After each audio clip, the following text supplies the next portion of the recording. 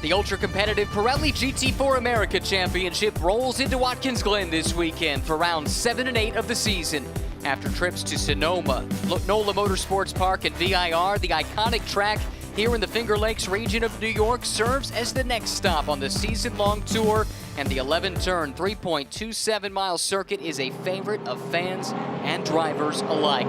Hello, everyone, and welcome to Pirelli GT4 America Racing from the Glen, and we are about to turn these cars loose. Calvin, it is a massive grid, as ever, of GT4 machinery, and two of the dominant cars of the season share the front row. They do. The championship leaders in the silver class sits on the pole once again. Eric Filgueras, they've had 5 wins this year, but they're coming off a race they didn't win, so they're trying to rebound alongside their nearest competitor with Gavin Sanders aboard the Conquest Racing Mercedes AMG. And the RS1 boys rattled off 5 straight wins to start the season, looking to restart that streak, but they'll have to go through the Conquest crew that starts on the outside of the front row. They accelerate away. What a great start for the RS1 Porsche. Right at the get-go, Filgueras accelerates away. The fight is for second. It's a big move up the inside. Tom Capizzi trying to snag it away from Gavin Sanders, the Canadian. And he does that. He gets inside the Mercedes and then now try to exit here 3-4 wide up and over the track limits.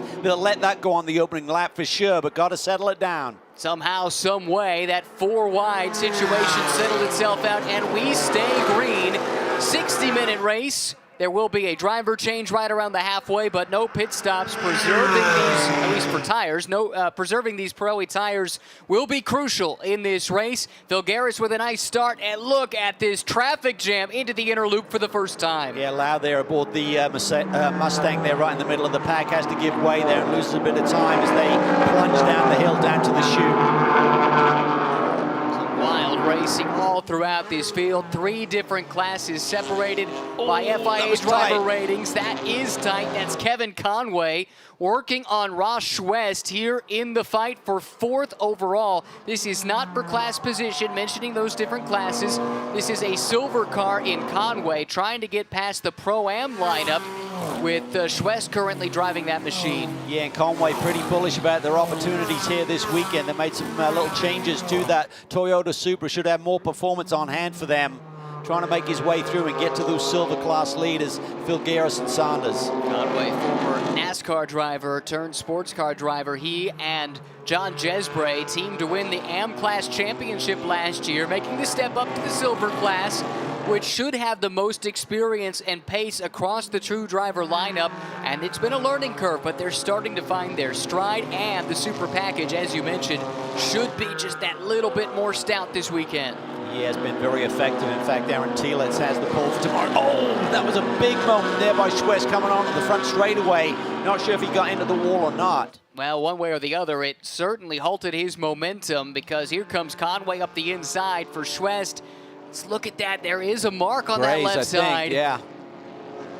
Schwest had a good run earlier today in the GT America powered by AWS race. Look at Gray Newell looking aggressive at the back of that picture, and some smoke maybe coming out of the back of the BMW just ahead of him. Did you see that? Yeah, I did. I'm not sure if it's overflow fuel potentially or whether it is smoke from a tire. We have seen a few tire issues here today, but it's a bit early in the running for that. Unless there was contact. Well, let's look at this. I saw some body work on the back of the Conway car flapping around, but it's the car in front to look at. Check this out. Ooh. Yeah, that was more than a brush. Yeah. Got away with one big time there. Yikes. That Schwest Povolato Racing team made its debut at this track last year, and it was a strong debut for Ross, and Aaron Povolato was co-driver. Capizzi off track. This is for 2nd overall. Here comes Sanders working around the outside. Can he make it stick? Wow, Capizzi really putting the pressure on Sanders, and that's just giving Filgueras the gap and the margin that he needs. Just driving off into the distance once again. Yeah, but this is big for Sanders. He needs to make this pass stick, because Filgueras is his competition in class. Capizzi is not. So he does make that pass, but you're right. The big winner in all of that was Filgueras. That's allowed him to build on that lead. I do see some bodywork damage on Conway there as we were just looking at him in the backdrop. See that from the left rear corner. This is Capizzi running wide. Wow. That's a moment. What is that, 3 inches from disaster, Wow. if that? Very rarely do you get deep into that corner there, the laces of the boot, and pull it off and escape. Tom Capizzi was 4th in the championship last year, despite running a partial schedule. Did pick up a win at Watkins Glen last year. It was an overall win for the Auto Technic team. A pair of podiums, though, across those 2 races, so no surprise to see them running well again. So many strong teams in this championship. It never surprises me to see someone suddenly running right up there. He's done an excellent job, though. He's keeping the pressure back on. Seems like he's got back into a rhythm here. Conway's got a bit of an air brake there with that bodywork sticking out on the side down this long straightaway. Not ideal. No, but it's not slowing him down a ton. He's still turning pretty decent laps relative to those around him, although no one right now matching Eric Filgaris, who just did a 56.8. No one else below 57, a 157 that last time by. So remarkable stuff there. Jason Bell having a great little battle here with Adam Adelson. Been a change of position since they last crossed the stripe, so it's back and forth between these two. That is for 6 in the Pro-Am class. Elliott Skier going to jump on board that Premier Racing Porsche, and Andrew Davis taking the reins of the GMG machine a little bit later in this race. Driver change happens between the 25 and 35-minute mark of this race. The Pro-Am points are so tight at this stage, and when this race wraps up, we'll be at the halfway mark of the season, so it's starting to become clear who's going to be a contender. Kevin Conway looks like he might be a contender in this race, but does have that damage. Amanda, what are you hearing? Well, you can know that John Jesbury is overlooking at that damage on that car. Said that they will try to duct tape that, but they will keep that car out there until the driver change to assess that. But John, I want to go back. Ryan was talking about how you guys won the AM Championship last year. Well, at this race, you also swept the wins here. You come off of a podium in Virginia with Kevin. Are things coming together for you guys in this silver class? I can't hear you. Sorry. What's coming together for you and Kevin in this silver class? I think we're finding the car, how it operates, a bit better than last year. I mean, we dropped 2 seconds off of our qualifying last year, and it shows. I mean, we're running up front this year, and much better than we've ever run. We're figuring out the Supra and how it needs to be driven. The biggest thing was the driving style. Like, how you drive that car is solely dependent on the lap time. It'll make 2 seconds. It's very easy to get within that 2 seconds, but that last second is what makes the most difference, and that's where the car is on edge and you're working it around the track, and it feels the best. It's the most rewarding you can get because you know that you as a driver are making the difference. So I think as far as the step up comes, we've made a very big step up from AM to silver, and we've shown that we belong in silver, and we're very happy with the performance so far this year. Thank you, John. Really impressive young man in so many ways. Has such limited experience. Did a season of MX5 Cup back in 2020. Did the SRO Winter Series back in the winter of 2019-2020 before that. But then the MX5 Cup, it was a tough season, but he has no karting background, no racing background really prior to that. Jumped into the deep end and maybe the most competitive GT4 series you'll find, certainly on the continent, if not on the planet. And came away with the class championship last year and showed remarkable pace for his lack of experience. Yeah, and just a perfect combination of experience with Kevin Conway. Such a great guy, and just really willing to teach young John the ropes. And John's just got the raw talent, and nice young kid, as you can tell from that interview with Amanda. Just really good head on his young shoulders at this stage of the game. So he's learning a lot, and there's a very bright future in our sport, I feel. Has proven that to this point in his career. This, though, is the man of the present, Eric Filgaris, with a 3.2 second lead. He just keeps building that margin, although Sanders actually matched him on that last lap to the 10th of a second, and go down to the 100th was just a little bit quicker. But yeah, Filgaris doing what he's done just about all season long, controlling the race from pole. I think the key in this race, we talked a lot today about tire management with the other races that we've seen so far, and this is the race where this set of tires has to do its longest stint. You don't do a driver change, so this 60-minute stint is done with the same set of tires. So what these drivers do in this opening stint will really pay a price or pay a dividend later in this race. That's a great point. Again, no tire changes during those pit stops, and every driver that goes in second is just hoping that the starting driver leaves them something to work with on this set of Pirelli P0s. Absolutely. You can look like a hero, but if you leave just 4 pieces of molten rubber when you come to a stop in pit lane, it doesn't do your co-driver much, give him much hope in terms of turning it into a victory. How difficult is that to know that there is more pace, you can get it, but finding the sweet spot of speed and also the durability within the tire to make sure it lasts over the course of the event without giving up too much pace. It just takes a lot of time, Ryan, and experience to identify that. Also managing the tire, keeping the tire underneath you when you're coming off the corner. Don't just give it hard acceleration and let the tire do the work. Feel the grip, feed it in a little bit more gently rather than just total commitment all the way through your stint, particularly when you get to like the middle part, like 20, 30 minutes in. There's that little trail of something coming out of the back end of Charlie Poston's Bimmerworld machine there. Saw it early on the opening lap. It's still there. Sure, for some kind of overflow that's coming out from underneath the rear quarter panel there.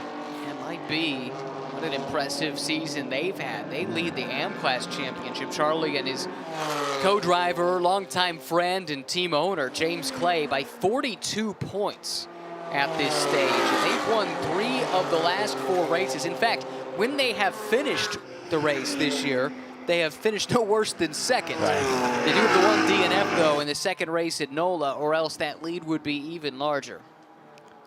Gray Newell's having a strong run here. Yeah.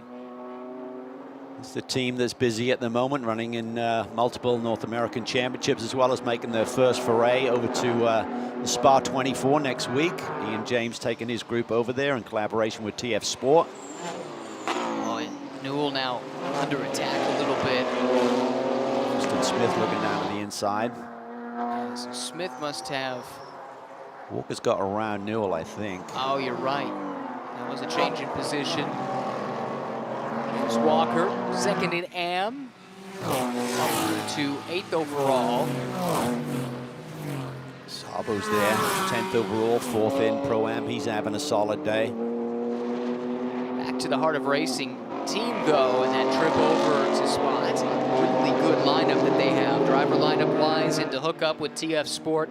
Tom Ferrier's team knows how to get it done in these long-distance races, whether we're talking GT3 or GTE. With that Aston brand, they've had a lot of success in recent years. They really have, and they got the full support from AMR, Aston Martin Racing as well. So they're looking for big things. But as we know, Ryan, with 65 cars over there and the depth of talent and experience with those teams, they know it's going to be a tough task to win, but they'll give it their all. They want to be the top Aston Martin and see how that plays out. You also know that Spa's going to throw a few haymakers your way, too, with the weather conditions. It seems like every year you're going to get some rain, you're going to get something you didn't quite expect, whether it's high or low temperatures, whatever the case may be. It is a monumental task, that Total Energies 24 Hours of Spa. But here, we take a look at Flying Lizard Motorsports. Elias Sabo had a good run going in the GT America race this morning, had a penalty, which I understand it was for contact, but not exactly sure what the circumstances were there. But Elias evidently was none too pleased when the race wrapped up. But he's had some time to think about it, and he continues to drive well, running 4th in class at the moment, 10th overall.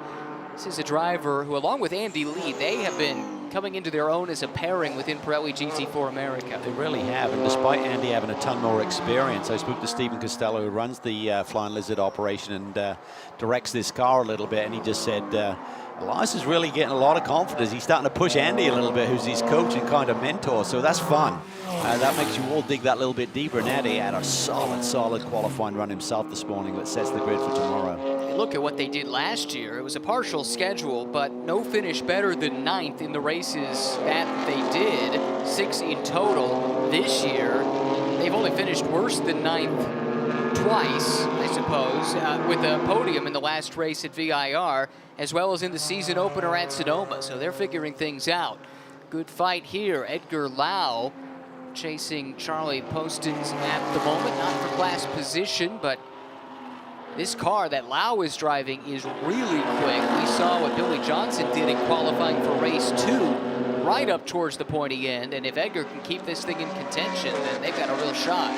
He's got a big run going here down the front straightaway, pulling a bit of a draft, and Charlie's going to give it to him, opens up his hands a little bit. Can't afford to hang around too long, Charlie, here with the lead right now, because James Walker Jr. is not that far behind him. Actually, it's not Walker Jr., is it? Oh, you're right. That's Rob Walker, excuse me.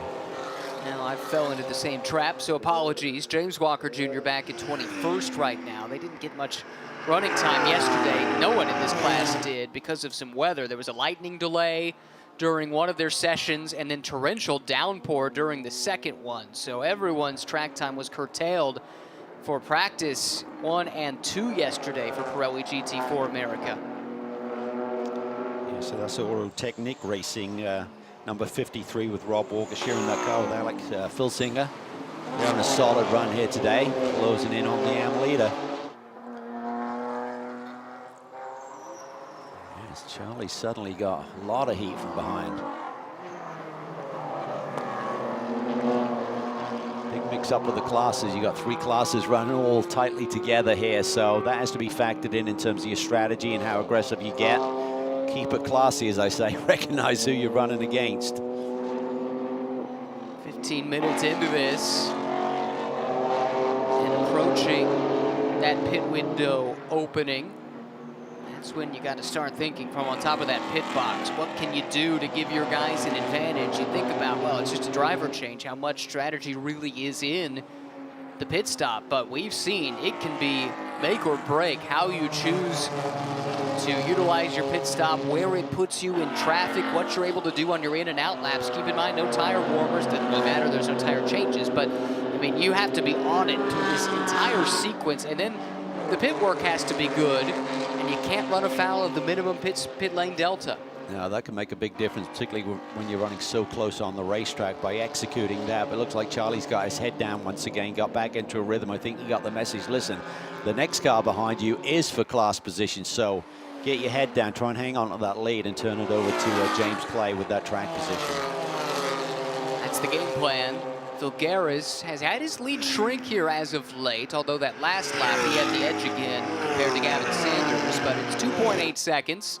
Was over 3 a while back. That's first and second overall and in silver. Tom Capizzi still leading the way in Pro-Am.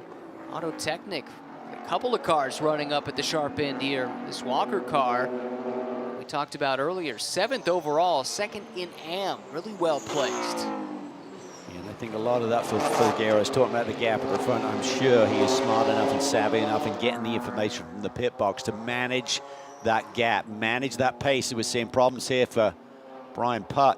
Something is amiss with the right front. Yeah, contact there with Jason Bell. Oh no, these are 2 contenders in the Pro-Am ranks. Not sure if they're both related or not. We see them off the road at the same time. Cut down tire for Jason. They weren't running closely together, so I think they're separate incidents. Something very wrong with the right front on Brian Putt's car, and I'm not sure that thing's making it back. Wow. They did not have a good time of it of late. Started off the year so strongly, and suddenly it's all gone away on them. You're exactly right. Swept the weekend in Pro-Am at Sonoma. Failed to finish either race in New Orleans, and just an 8th and 11th in the 2 races at VIR. And a lot of bad luck continuing for the B Sport Racing team. Brian Putt and Kenton Cook also helps to run that team in addition to driving.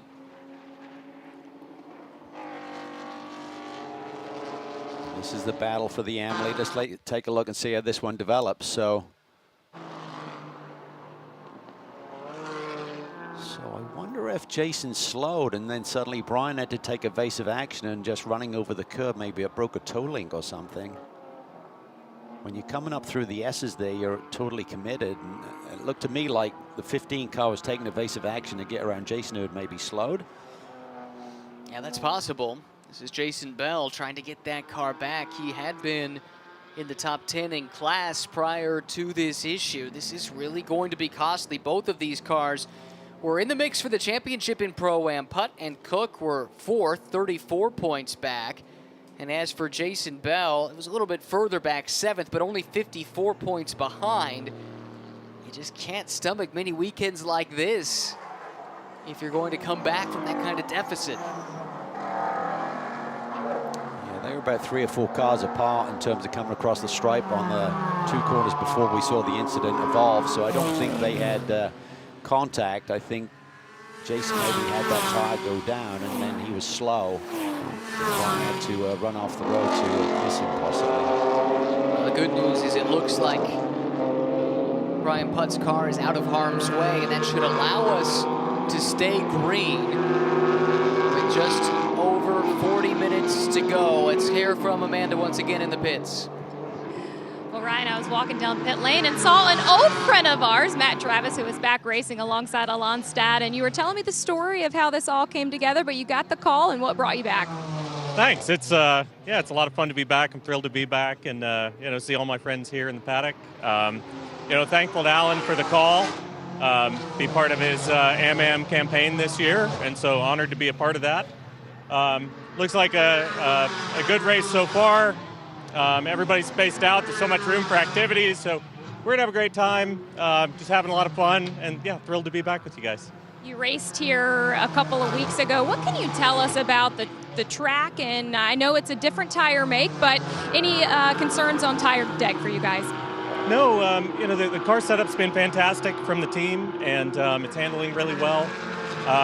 You know, the track has evolved a little bit in the last couple of years, and we noticed that when we were here a few weeks ago, but what a great facility, and yeah, what a great place to race, and I'm just really excited. Great to see you, Matt. Good luck. Thanks. That is reigning GT4 America Pro-Am champion, Matt Travis, and he's on form, mid-season form, even though we haven't seen him this year. Worked in a reference to Step Brothers, I think, with the room for activities. He loves to get those movie references into his interviews, and we have missed having him around. He's off and chasing championships in different series these days, but great to have him back as a teammate to Alan Stad, his third different co-driver this season. It started with Thomas Merrill, and then we saw that switch to Seth Thomas, and now Matt Travis helping him out here this weekend. Yeah, Matt Travis, Jason Hart obviously winning the championship together last year. Jason Hart now has the championship lead coming into this weekend, sharing the car now with Scott Noble. So sort of like picked up where they left off last year. Really strong team, Nola Sport, delivering once again. Yeah, definitely. And Jason Hart now driving with Sam. No, that's not right. Scott Noble. Thank you. Scott Noble is Jason Hart's co-driver here this weekend, and they are leading the points in Pro-Am. So, like you said, picking up right where they left off. Jason's such a strong driver, won those 9 races with Matt Travis a year ago. Really remarkable what they've been able to do. Yeah, Travis pulled the Keke Rosberg right, won the championship and then disappeared. Yeah. Kevin Conway continues to hustle this Supra, running 3rd in the silver class, 4th overall. Being chased now by Edgar Lau, who's having a really strong run aboard that number 124 Mustang. And you know Billy Johnson's going to be giving it some when he jumps on board. One of the top GT pilots in North America. Yeah, no doubt. Can't wait to see what that Mustang can do in the second half of this race. Lau had his best finish of the season at VIR, where he finished 2nd in class in race 1, but did not have Billy Johnson with it. I believe that was Mike Skeen as the co-driver that weekend. Billy started the season with Edgar back in Sonoma, and we've not seen him since. I know he's a busy guy. He's got a lot on his plate. But if you want someone to come in and jump in a Mustang and make it go fast, you shouldn't look much further down your Rolodex than Billy Johnson. Yeah, no, he's won a ton of races at this level, so he knows what it takes. Great racer, still really young. Got a lot of future ahead of him still, even though he's been around, seems forever.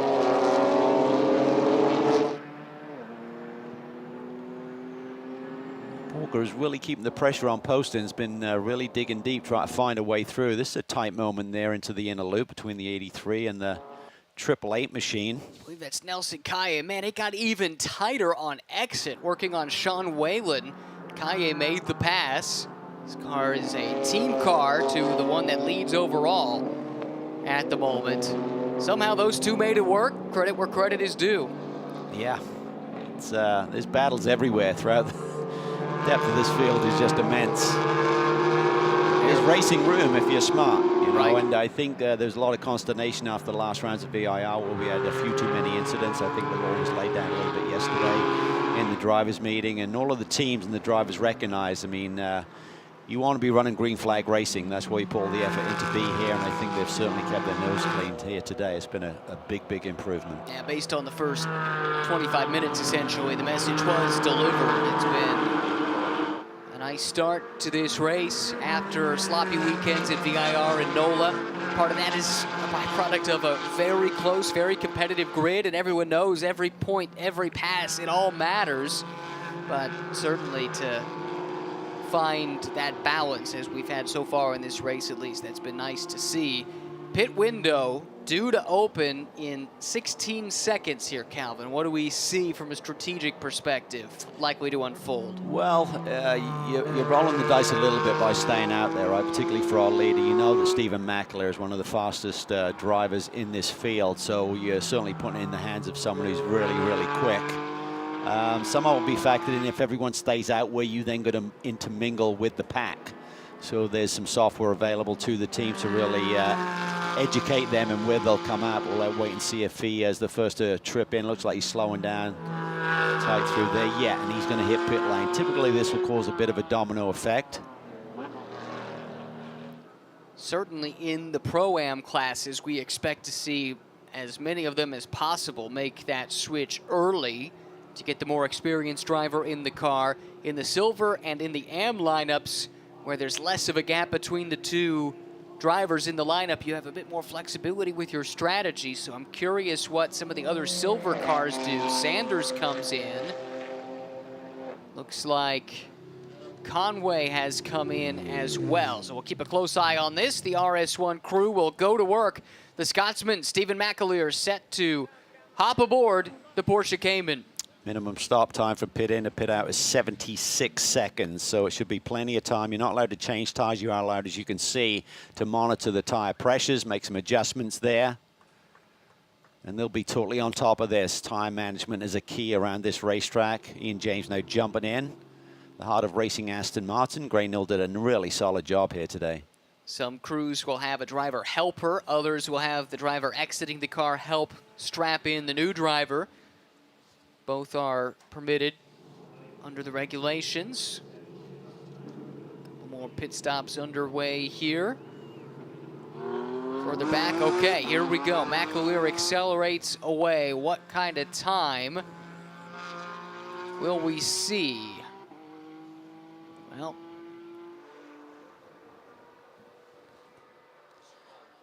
Timing and scoring screen is not giving Ryan that information right now. We'll try and get that to you, but certainly this team has been very much on top of that strategy this year. Just getting back to the heart of racing team, they had kind of a breakout weekend here last year for Gray-Nill with a runner-up finish and a win. So they're on territory that they've had a lot of success with in the past. Yeah, they are. And that's good to see for them. It looks like the gap has certainly not come down. Mackay Stevens is now in for Conquest. Tom Capizzi has given over to John Capestro Dubets. This is the lead car in Pro-Am. Looking down the list, Flying Lizard gave up some time in the pits. They were about 4 seconds over the Delta. That's huge. Yeah. A couple of teams used their jokers. Paul Smarter to Alcada, 75.8, below them 76 minimum. You have a 1 second joker you can use just once per weekend. So if you use it today, you can't follow up tomorrow. Teams who didn't use it today are able to use it for tomorrow's race. And we'll keep an eye on the pit stops as they unfold. Let's check in though with Amanda. Yeah, guys, just adding to the conversation on tires. They seem to be the theme of the day as we get into this back half of this race. I spoke with Stephen Mackler before he got in the car, and he wasn't that concerned on it. Said that with the cloud coverage here, that actually might play into the favor towards the end of this race, being at the end of the day. Also said, asked him about strategy, if he was going to change his driving style at all, and he said, no, I'm going to go as absolutely fast as I can. So not sure it's going to be in the minds of Stephen Mackler as they lead this race here today, but also talked with Aaron Telitz about their strategy, and he quite frankly feels about it that the Toyota Supra might have the advantage when it comes to tire deck based on it being the lightest in terms of weight of the makes that are on this track right now. It's an interesting note. Great to have Aaron Telitz back in the field, by the way. He and Todd Coleman competed at Sonoma, finished 7th and 10th in those 2 races.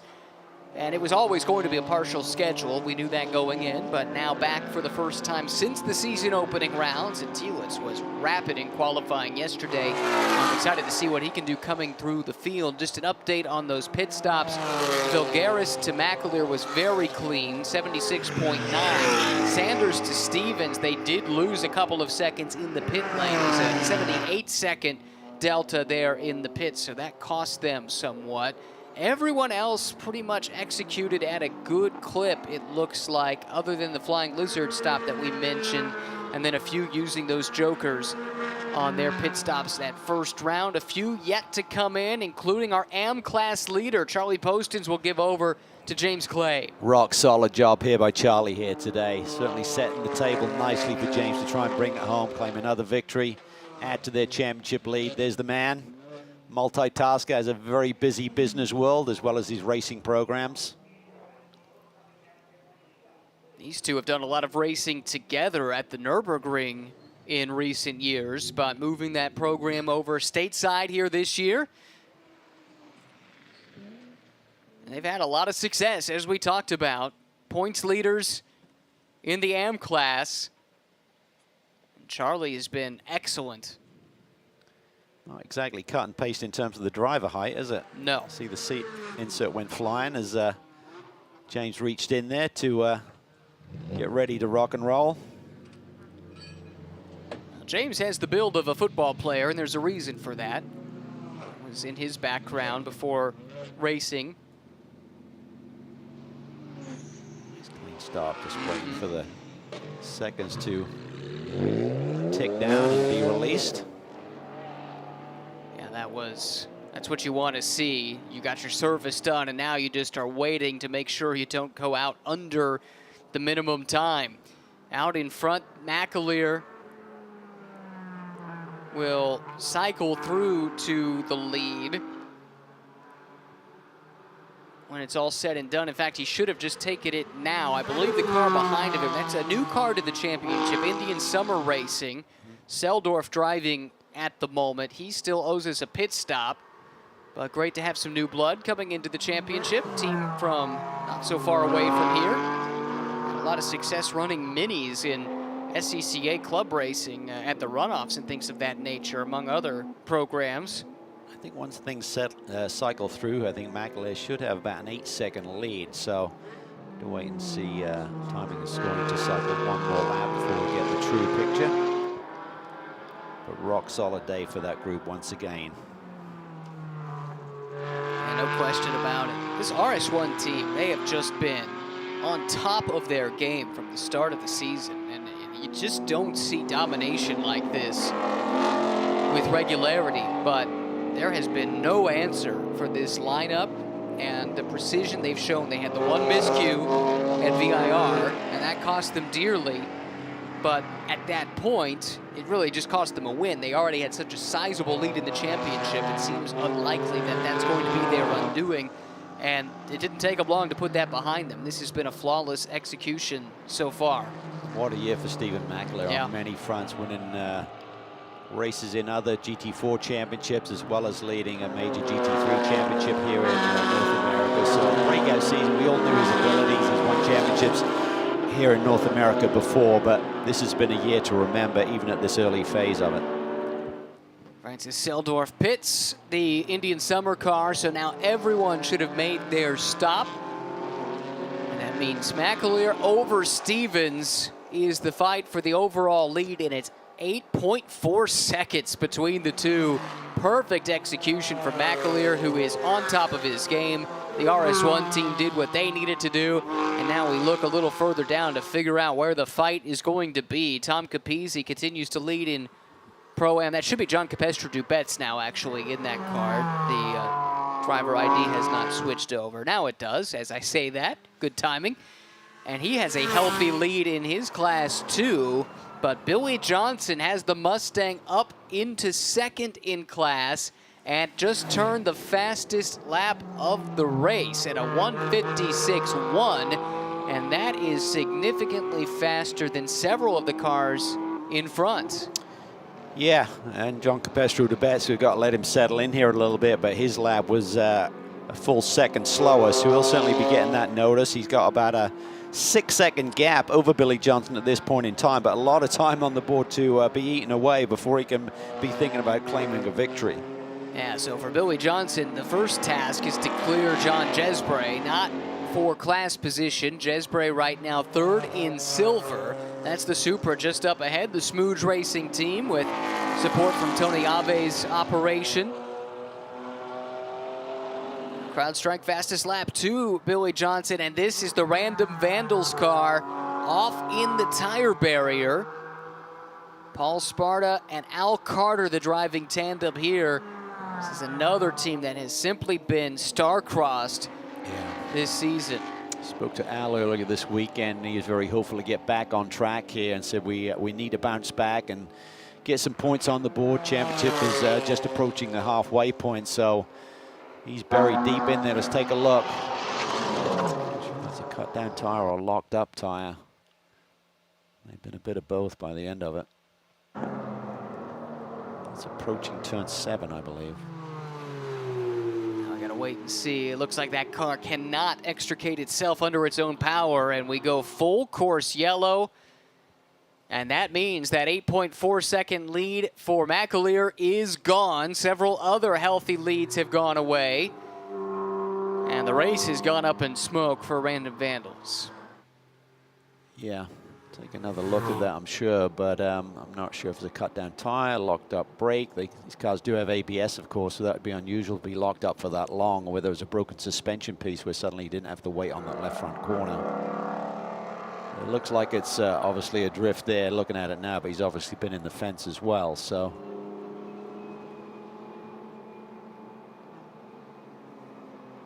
This will tighten everything up. Yes, it will. Kai Stevens now with a reprieve. He doesn't have to eat into that 8.5-second lead that Stephen McAleer had to work with. And he was matching McAleer's race pace.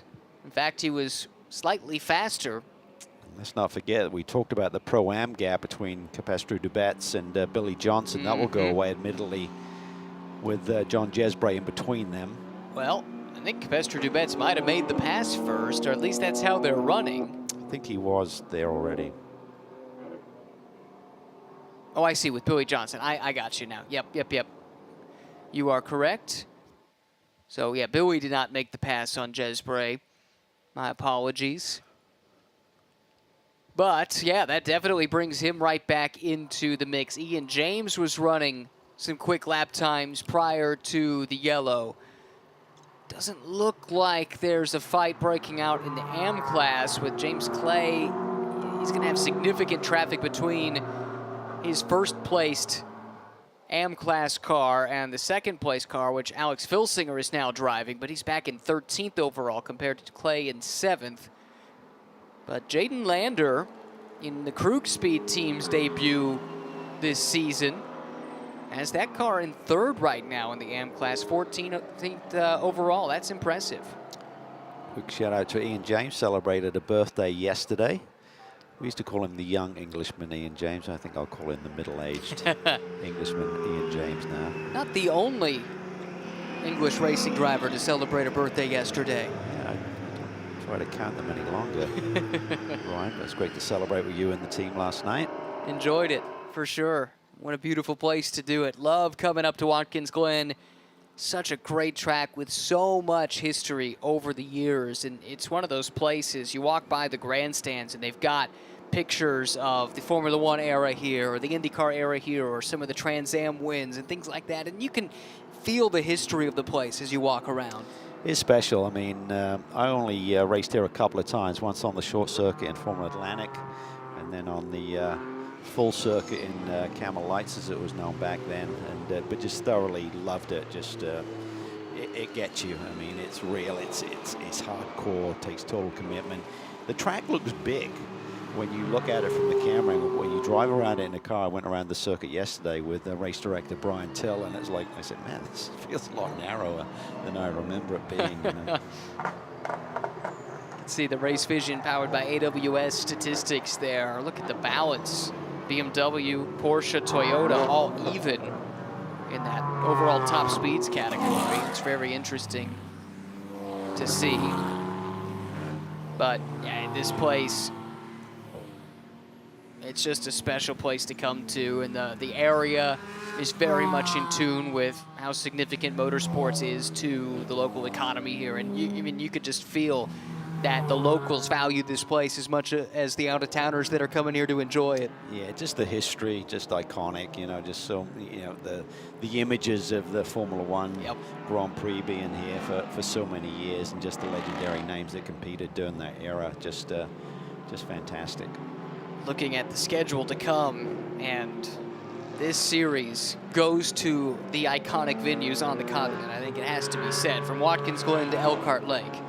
From Elkhart Lake to Sebring, from Sebring to the Indianapolis Motor Speedway. We've said it in previous broadcasts, but what a run of outstanding facilities to visit. Billy Johnson with the CrowdStrike fastest lap of the race so far at 1:56.003. That is about 0.3 of a second quicker than anyone else that I'm seeing here so far. So he's loving this place too in that Ford Mustang. John Jesbray, look out. Yep. Because Billy Johnson is going to be up on the wheel and trying to make some moves there in a hurry and trying to get to the tailor end of that BMW driven by JCD. And this is the ARG Rotec Racing team that Rob Holland runs. The row in Rotec, I believe, is for Rob. My understanding is that the name actually comes for Rob and Roland Tech. Rob Holland, who I mentioned earlier, drove in this car last year in GT America and now is running a Porsche in that series. And they had built this team around the Nürburgring in Germany, and I think we can learn a bit more about this team now with Amanda. Wow, Billy's teammate. And when you look at the Mustang pulling fastest lap here at Watkins Glen, you already did your stint. Why does the Mustang take so well to this track?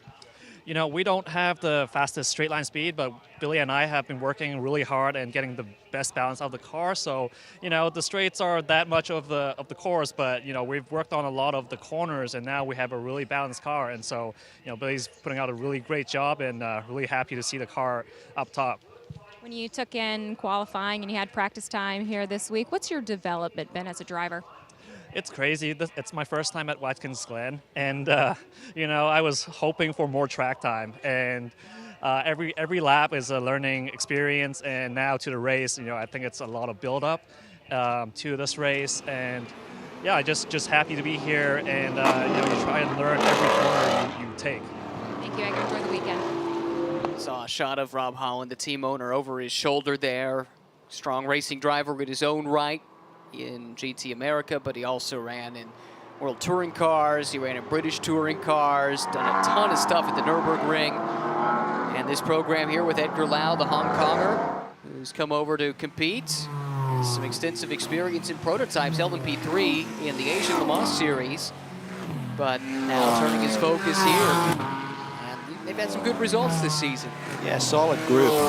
Billy, as we said, is top-notch in terms of his talent. And Lau has been doing a really nice job as well. So see what they can pull off here. Maybe a win is on the cards here for them this afternoon. Certainly got the speed, as Billy has demonstrated in fastest lap of the day. CrowdStrike fastest lap at 56.0, pretty much flat, 0.003.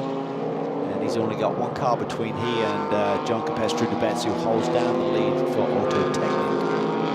17 minutes to go. It looks like the cleanup is complete. It appeared that the lights were off on the safety car, so we should be ready to go here. Green flag upcoming. Stephen McAleer had an 8.4-second lead. That is gone.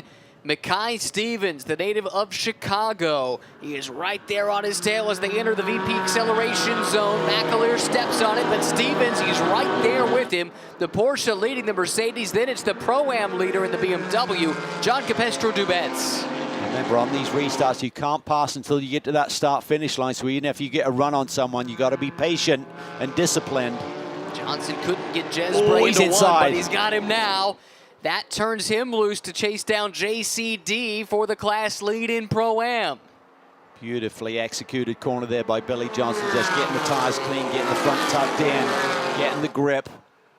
Oh, look at JCD, though. He wants in on this fight for the overall podium. He was going to make a move, it looked like, on Mackay Stevens, and he does. Slots in front of him, and that gives him that little buffer to the chasing Billy Johnson. Oh, there was a big move there. I'm not sure if Skier got into the back of James, but very loose from the Aston Martin. Now he gets into him. Twice. Elliott Skier in the Porsche, Ian James in the Aston Martin, and they are bottling up the traffic behind him. Here comes Billy Johnson. He wants around Mackay Stevens. That was deep. That was putting it all on the line. Great driving by both of them to avoid contact there. JCD, nice move on Mackay Stevens. That gives him that wingman right now, because you know Mackay Stevens is not going to make it easy for Billy Johnson. That's just going to put him further away from the leader, Stephen McAleer, if he does that. McAleer going defensive down the straightaway. John Capestro-Dubets closing in on him. Billy Johnson right there running fourth. So it's silver Pro-Am as they run. The top two in those two classes all nose to tail. Billy Johnson looking for a way by Mackay Stevens. The Porsche guys were concerned about the BMWs here this weekend. Does JCD have enough pace to get to the overall lead here? He's fallen back off the tail of McAleer a little bit. It's brought him back to Mackay Stevens. That might be compromising Stevens somewhat. Does that open up a chance for Billy Johnson to attack? Well, the strengths and weaknesses are there. Looks like the BMW pulls both the Mercedes and the Ford a little bit down the front stretch. This is more of an indicator in terms of horsepower up through the S's and on that back straight. Andy Lee went out and grabbed a couple of spots on that restart. He's now up to the fourth spot in Pro-Am for Flying Lizard. They'll be trying to run down these front runners too. Here we go, Johnson on Stevens into the inner loop. How hard will Stevens fight knowing this is not for class position? Yeah, pretty defenseless there. Billy got to that inside lane. Nothing he could then do from the outside. And Billy Johnson now can see the Pro-Am leader right in front of him. He's going to be going for it big time. Move up the inside, Aaron Thielitz, ex-Indy Lights driver. He's got the speed here this weekend. Claimed pole position for tomorrow's race. Fastest lap here in the second quali this morning. This is for the lead in Pro-Am. You're looking at it right there. Excuse me, yes, Pro-Am. Billy Johnson on JCD. Johnson tries to draw alongside. JCD gives him room. Here comes the Mustang. American horsepower up against the best Bavaria has to offer. BMW to the left, Mustang to the right, and they touch! Johnson, something seems amiss. He goes flying off track. Can he slow it down? Yes, he can. Now weaves back onto the track. That's a scary moment for Ian James and company. Yeah, I'm not sure. Tire down. Right front, yeah. Right rear. Right rear. Ah, and he goes around. Just like that, battling for the lead in Pro-Am, and it looked like maybe it was the splitter that caught that tire and just sliced it open. Unbelievable. I was looking at how close those guys were running together down into that brake zone. Team just can't believe what they're looking at there, on the verge of a victory potentially. It's just taken away like that. That's great news for Capestro-Dubets, but now has he fallen down the order as well? He has. In fact, he's come to the pit lane. So the front runner in Pro-Am, both of them, in fact. Watch the seam in the middle of the road. So JC definitely leans a little bit to the left. They won't give each other much room. So what happened to Capestro-Dubets becomes the question. We know that Billy Johnson had the tire down and probably wasn't sure. And and just went for a lazy spin right in front of the pack. Have to assume that JCD got damage as well to the tire.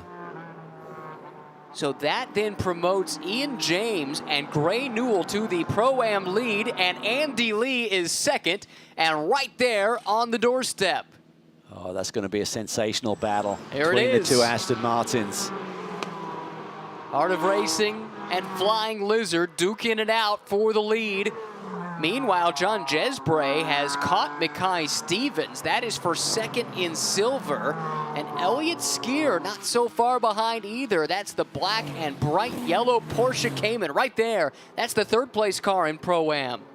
Yeah, he's had a monster stint here, but he was right with Ian James tapping on the rear bumper, right? Just a couple of laps ago, so he's lost a bit of ground with that little argy-bargy, but nonetheless, things settling down quite a bit after that confrontation there between Johnson and JCD coming into turn 8 there a lap ago.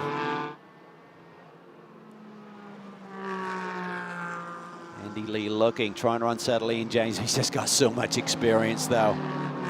On the GT4 Sprint Championship, 2019, I believe it was. The Panos team, since that time, has taken over the reins of this Heart of Racing operation. Tons of success over the last 12 months or so. Yeah, GT3 and GT4, and again, if you missed it, they'll be heading over to the Total Energies 24 Hours of Spa with a fantastic lineup in the GT3 Aston Martin next week. Ian James will worry about being a team manager later. Right now, he's got to drive that race car. He's got Andy Lee, the 2012 World Challenge GTS Rookie of the Year, knocking on his door. That's Andy Lee, but actually it's James looking aggressive at the moment. He has caught John Jesbray. Yeah, he's gapped Andy a little bit, hasn't he? But Andy's keeping him honest. He's right there. Pretty evenly matched. It looks like Skier is coming a little bit closer to these two. And that is for a battle for the win. James, Lee, Skier, top 3 in Pro-Am right now. Jason Hart is up to 4th, Cosmo in 5th. James Clay continues to lead in Am. He is right now 9th overall, and it's not, Phil Singer still runs 13th overall in the second placed Am car, so no battle there. No battle for silver honors either, as Stephen McAleer has built a 3.2 second edge over Mackay Stevens. Third place is Jesbray. James and Lee lock up from Lee that time. Yeah, left front and right front. Hopefully there's not a tire issue there. When you start to lose tire pressure, it changes the crossweight, and then you're going to start locking tires up. But maybe just totally on the threshold there of the brakes. Your ABS is kicking in as well, arresting that problem at the same time. That brings Elliott Skier into the mix. He won a single-make Porsche championship back in 2015, but has not done much racing since then, until he got the call mid-season last year to join Adam Adelson for a Pirelli GT4 America program, and they were strong from the word go. It's carried over into this season. Both of them really enjoy the mechanical aspect of racing, and they talk that language. That's a big part of why that relationship has been so fruitful. And what a team. A lot of the White Lightning, a race team from many years ago, had so much success. The GT3 level of competition, they're the backbone of that team right now. So tons of experience there, good people, make good things happen. And look at the battle in the backdrop there between Jason Hart and Guy Cosmo for 4th in Pro-Am. That is getting intense. Another couple of seasoned vets. They've been through this a time or two. That's this fight here. Jason Hart, Guy Cosmo right behind. Cosmo Cagnazzi, his teammate, New Yorkers. Home turf here, love this racetrack, looking for big things to happen. Under 8 minutes to go. And with Cameron racing this year, Stephen Cameron, ex-driver with a ton of success, very knowledgeable, super engineer, really loves to dial in these cars to what the driver needs. It's good to have someone who's been behind the wheel himself just to identify and relate to the drivers. Quite a racing family too. Yeah, Ricky Cameron, his brother, is an excellent engineer. Then Ricky's son, Dane, of course, has had huge success here on North American soil, and now making his first forays abroad in the World Endurance Championship. Ran at Le Mans for the first time this year with Penske. Big things ahead for that young man still. part of the Porsche LMDH program looking ahead to next year, and very nearly was a class champion in GT World Challenge America a couple of years ago. It just had multiple co-drivers in a Pro-Am lineup, meaning he was not eligible for that title. The team, though, real time, they did win the team's championship that year. He's had so much success, all part of that Cameron Racing family. 6.5 minutes to go. Ian James looks as comfy as it gets, I guess, in terms of the level of competition here in this championship. Has about a 2 to 3 car length lead over Andy Lee. Ski is hanging with them. It doesn't seem like he has a significant enough advantage unless they start to fight each other to maybe think about another change of position here, but he's not going to give up. James and his co-driver Gray Newell, they have not won yet this season. A couple of podiums. They are 5th in points, and they are in the mix, just 39 points back, and some of the front runners have had their struggles today. So this could be a very big day for the Heart of Racing crew if he can hold on. Speaking of Hart, Jason Hart laid down his fastest lap of the race on the last lap, so they're catching this pack a little bit. Our championship leader, another big points day. He told me yesterday, 2 top 5s. I'd be happy with that here and at Road America. And just as I said, Skier may not have enough to make a move. He's making a liar out of me. He's putting the pressure on right now on Andy Lee. Impressive young man. And a quick study talked about this Premier Racing team. Kent Moore, the team principal, he was the crew chief on that White Lightning squad you referenced back in the turn of the millennium, I guess, early 2000s. And beyond that, of course, team based out of Las Vegas. Look at Jason Hart there having to get defensive on the climb of the hill between 8 and 9. Cosmo really heaping the pressure on. He's got immense pace sitting back there. Yeah, he does. You mentioned that Hart had his fastest lap of the race that last time by, and Cosmo basically matched him. It was 15 thousandths between the two of them the last time. So as a tandem, yeah, they are running this trio down. Yeah, and I have to feel that Jason Hart is the only reason that Cosmo is not running quicker, because he's all over him. Yep. Just another update on the AM class. James Clay continues to hold that advantage, but Phil Singer's getting a little bit closer now. There's only one car between the two of them, so there could be something to fight for before this is all said and done. McAleer's lead now 4.5 seconds over Stevens. Here we go. Elliott Skier to the inside, and Lee lets him through. Nothing he can do. Yeah, I'm not sure James will be happy about that. He's got a different player in town now in terms of Elliott Skier. Hart is getting closer to this battle. Lee trying to now hang on to that final podium spot. You know, Jason Hart's going to be pushing our championship leader, trying to gain as many points as he can here today. Skier and Adelson swept the weekend at NOLA, podiumed in race 1 at VIR, but just a 10th place despite starting on class pole in race 2 at VIR. Now here at Watkins Glen, showing good, strong pace late in the day. 3.5 minutes to go. Yeah, came into this round of the championship 12 points behind Jason Hart and Scott Noble. They will half that deficit if the positions stay as they are. 18 points for second, 12 for fourth, with Jason Hart sitting in that slot right now. Looks like James is pushing now. Ian James trying to build that gap. He knows there's not much time left. Looks like 2 laps to go effectively at this stage. Go time, that is for certain. Don't hold back. Can't worry about the tires now. Now with Elliott Skier started to make some inroads.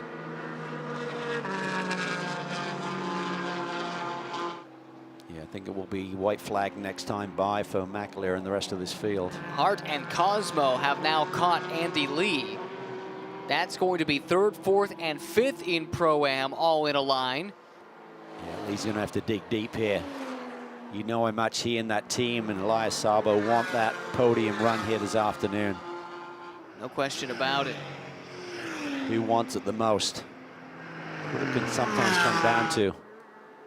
Who's willing to lay it all out there, take that extra risk, and convert it? And he's certainly eating up some curb. I'm not sure if that's the most effective way, but Certainly attacked those curbs there through the inner loop. Porsche's looking strong. He is now gapped Cosmo. For Jason Hart, he can just focus forward, at least for this next few corners. Look at that. Skier has caught Ian James. This is really compressed here. Dust is flying coming off of turn 6. It's 0.8 of a second at the line between these two, but no longer. Elliott Skier is there. This is the second to last lap of this race. The fight ahead there is John Jesbray, who is slowly but surely reeling in Mackay Stevens for second and third in the silver class, as well as in the overall running order. But Pro-Am is where the battle is right now. Ian James seeking his first win of the season. Just behind him, Elliott Skier, Andy Lee, Jason Hart, who now has Guy Cosmo looking to attack. Yeah, Cosmo's right back with them again. Sort of a concertina effect with these various manufacturers around this circuit. Cosmo's back in the game. But for Skier right now, he knows if he can get by Ian James with Jason Hart sitting where he is, that would give them the championship lead here tonight. It's that tight. Tom Hansing leaning out of the flag stand, waves the white flag. 1 lap to go at Watkins Glen. Round 7 of the championship. When this one ends, we'll be at the halfway mark of the Pirelli GT4 America season. Ian James smoothly through turns 1 and 2, now into the S's. That Aston looking strong here late in the running. It is, and Andy Lee has responded too. He's got the hammer down. Kind of gapped, it looks like, Jason Hart a little bit and closing in on Elliott Skier. That'll demand Skier's attention as well and take it off of just focus forward on the leader. Skier closes in through the inner loop. He is close. Can he make a lunge? James was pretty cautious there. It seemed like he didn't really want to attack and make that vital error there through the inner loop. Just tries to keep it clean, positioning that race car in exactly the right spot, recognizing the strengths and weaknesses, making sure he exits with good traction coming off these corners.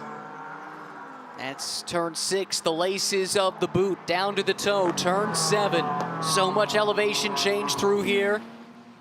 Now back up the hill. And the run down to the heel of the boot, turn 8.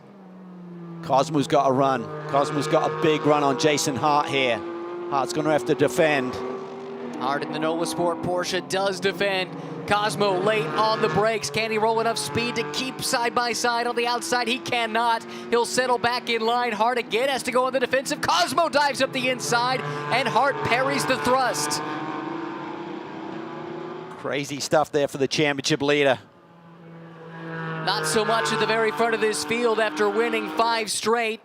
They couldn't make it 6 at VIR, but the win streak begins again for RS1. Stephen McAleer and Eric Filgaris win race 1 at Watkins Glen. Coming to the line, and it is Ian James for Heart of Racing. He and Gray Newell pick up their first win of this season over a hard-charging Elliott Skier. Andy Lee completes the podium in 3rd. Jason Hart and Guy Cosmo 4th and 5th. The AM class win once again to James Clay and Charlie Postins, coming home 10th overall, and a change in 2nd in AM on the final lap as Lander got around Filsinger coming to the line. Wow, that was a good race. It was. Really interesting. Ian James, Gray Newell, great job. They won here last time out at Watkins Glen. It's been a while though. Yeah, you're right. That was their lone win of the season a year ago. They finished 2nd. In fact, both of their podiums last year came here at Watkins Glen, and they get it done again. And how about this team? Crown Strike fastest lap of the race to Stephen McAleer. Had that massive lead when the full course yellow came out. It was 8.4 seconds. It got wiped away. And Stephen McAleer responded with a perfect drive to the checkers. What really helped him, though, was JCD getting around Mackay Stevens there on that restart. It really took the pressure off, allowed McAleer just to focus forward, hit his marks, get that little gap, that cushion that he needed. But again, just great execution by the RS1 team. Eric Filgaris, again, outstanding qualifying and opening stint performance. That'll be a tough race to process for Auto Technic, John Capestro Dubets, Tom Capizzi. Tom in particular, what a great first stint he had, fighting for the lead with Billy Johnson right here through this section of the track, and the two come together, and both cars suffered damage that cost them a chance to race for a win or a podium. Yeah, they weren't giving each other much room there, and you just kind of jink around a little bit into the brake zone, and they just touched at a critical moment. You really can't lay blame on either one, I don't feel. I mean, JCD may have leaned a little bit more left and Billy went right, but tough to say. Well, it's kind of one of those fluke things, too. How many times do we see these GT4 guys lean on one another and come out just fine on the other side? But for whatever reason, the way that those two cars linked up just there. grabbed, yeah. Yep, that was all she wrote. And that opened the door for this car. Ian James was right there waiting to pounce, took full advantage of it. And he and Gray Newell are winners yet again in Pirelli GT4 America. Celebrated the big birthday with a big win today. Not a bad gift, even if it did come a day late.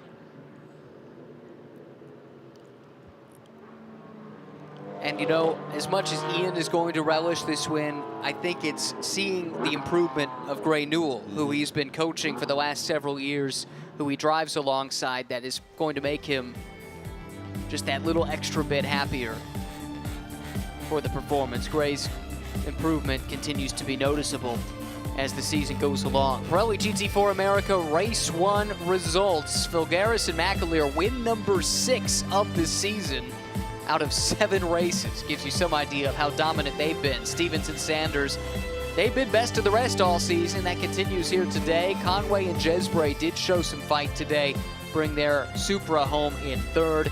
Gray Newell and Ian James winners in Pro-Am ahead of Adam Adelson and Elliott Skier, but less than half a second between those two cars. Sabo and Lee do hold on for a podium. Another good strong run from them. They are in good form now for Flying Lizard Motorsports. Jason Hart and Scott Noble right behind, along with Chris Cognazzi and Guy Cosmo, who threw everything he had at Jason Hart. And Jason, the veteran that he is, did not give in. It didn't give in, and it's going to make that championship ever tighter tonight because of that. Ryan Dexter, Dominic Starkweather, they were not on the entry list at the beginning of the week. That all changed. They decided to make the trip. 4th in class, probably won't make them feel that great, but 9th overall. It was a pretty good run for that small team from Nebraska. Really strong. They're a great group. I love what they're able to do with their resources and work very hard. No doubt about that. Further down the order, some that didn't have so much success or simply some bad luck today. Not sure what happened to Aaron Seelitz. We saw him charging, but he ended up all the way back down there in 29th. They'll look to rebound. That car starts on the pole tomorrow, among other drivers that are looking to rebound. Let's head to Victory Circle, and we'll hear from some race winners with our own Amanda Busick. Ryan, we're starting with our Pro-Am winners, and boy, were we talking about you guys towards the end of the race. And Ian, I'm going to start with you. You had a lot of Elliott Skier in that rearview mirror, I'm sure, but walk us through those last couple of laps and just seeing that checkered flag.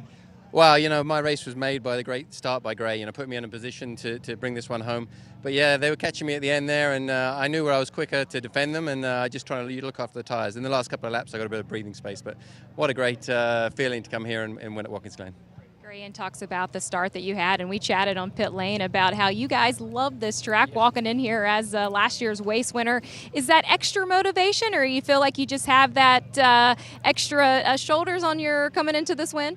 Well, I mean, I was lucky enough to have this track be my first win last year, and that was so special. And, coming back and being able to do it again is just so special and a real validation of the hard work we've been doing. I got out of the car, just tried to keep it tight, keep it clean, and pass it off to this guy, and there's nobody I'd trust more in the car to get it done. So thank you very much. Congratulations to the Harder Racing team. Great job for them. A little shot in the arm, perhaps, headed to that big run at Spa next month. And there's the battle scars after 60 minutes of racing, the rubber, the detritus. Gotta love looking at a race car after a long race and just seeing what it's gone through to deliver the result. Yeah, it was a hard-fought battle.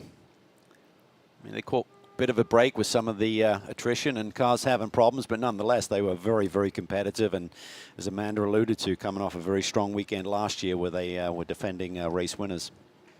Great performance once again, and they'll look to repeat that tomorrow for race 2. Let's go down to Amanda once again.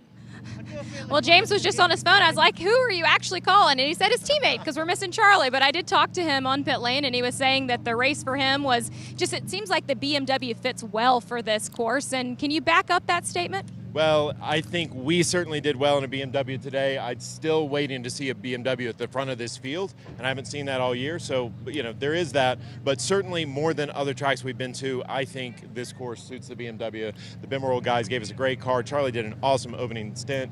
He's not here, so I have to give a hip, hip, cheerio for my buddy, but I guess good for us. So, thank you. Congratulations. Road America should be good for the BMW. It has been historically. That's where we head next. Could be dangerous, though. Charlie Parsons knows David Hobbs, so keeping his act together for the weekend could be an issue. Yeah, that will be the challenge. I suspect you're right. So looking forward to hearing from Stephen McAleer and Eric Filgaris. What a great tandem they've proven to be. 6 wins in 7 races. That is not easy to do. It's just benchmark stuff. I mean, they just continue to execute every single weekend. Got a little bit wrong at the last round at Virginia, just in terms of the timing of when to pit, but that was awkward with the caution flag involved there. So other than that, that's been the one little blip. And nevertheless, did they finish 4th on the day? I think they bounced back nicely. Yeah, that's right. They did. So it was still a good result. Now we'll hear from them now with Amanda. Stephen, I talked to you before you got in the car, and we were talking about tire deg today and asked if you're going to change your strategy at all, and you said, no, I'm just going to go really, really fast. Why does that work so well for this team? Well, we were in another race series last week, and we actually did have some tire troubles, and, we were obviously very careful about this tire here with it being so hot. It's 95 degrees, I think, right now. So, Eric did a massive job again, took the lead, got away, and I guess we had a really good pit stop. Felt like I got some more time on the other cars. But, man, we had a good car today. I mean, Rennsport 1 gave us a good car, and I knew on the restart I probably would have had to have fought a couple of cars going into the bus stop, and once we get through there, I was pretty confident we could get away, and we did. So. Eric, you kicked off this race yet again from pole, and I talk about the fast of the Porsche. I think you had built like a 3 or 4 second gap for yourself at one point. 6 out of 7 wins. That is not easy. How do you guys make it look that way? It's not easy, and in fact, the weekend started off pretty problematic. We had a red flag in practice 1, wet weather conditions in practice 2, and in fact, we had a transmission failure, and the team worked all night to replace the transmission, get us up and running. And starting the race, my objective was to get away and to give Steven a car that he could fight with and race with. So that's what was important to me. We're really happy. It's Community Beer Works home race. It's their 10th anniversary, and so they're all here. We're happy to celebrate. Well done, guys. I got the right sponsor for the celebration, that's for sure. But don't celebrate too hard, guys. Right. We do it again tomorrow with a race at 11:10 a.m. It'll be the 3rd race on the docket on the SRO America schedule for tomorrow. Highlights, though, from race 1. Filgaris making good his escape from pole. Fight, though, for 2nd was a good one. Tom Capizzi had a really strong first stint. How about this moment for Ross West? Hard into the wall.